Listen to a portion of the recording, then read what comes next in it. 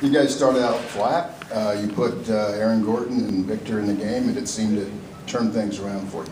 That's the great part of the group that we have is a little bit of a malaise coming off the road a little bit, and didn't start out as fast or as solid as we needed to, but to have the ability to put two energetic guys in the game and give us a lift, so it was good to see.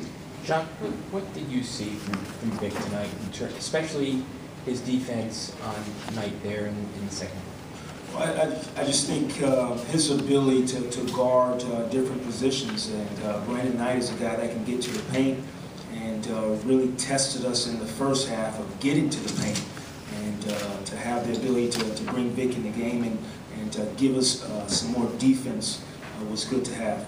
Sure, I think Victor didn't shoot it probably as well as he wanted to. His handle still got a ways to go, but when he was on the floor, I think you were a plus 22. Does that just show how his energy is infectious and his mindset's infectious to everybody? Yeah, it really does. And he hasn't played a bunch with the group that he was out there with. We had different combinations. He was out there with other perimeter guys, and so I think overall he'll continue to be around his teammates and understand them more. But good first night for him. You start Vic at the 1 now, and is maybe it better where Peyton is to bring him off the bench? I'm not sure we've decided on our rotations yet. We're still getting whole. We're still missing Devin. We're still missing Kyle. And so our rotations won't be set for a while.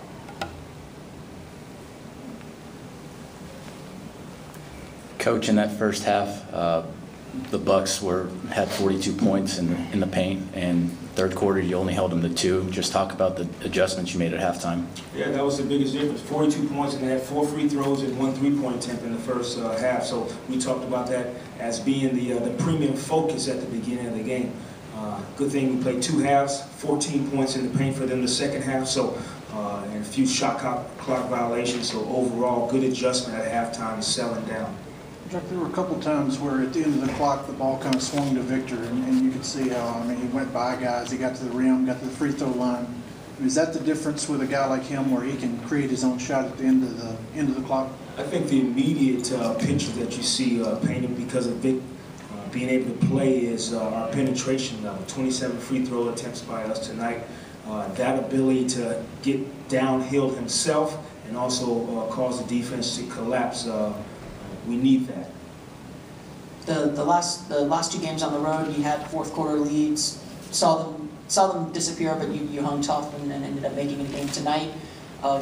You guys held on to that lead. Is that part of the maturation process that this team is able to learn how to finish games like this and put teams away? I think the great part are our timeouts, our huddles. The guys were really stressing just to play that possession. I think that's the maturation you talk about, is being able to be in the present moment in that fourth quarter, not panic, and just flat out do what we do. Keep it that simple.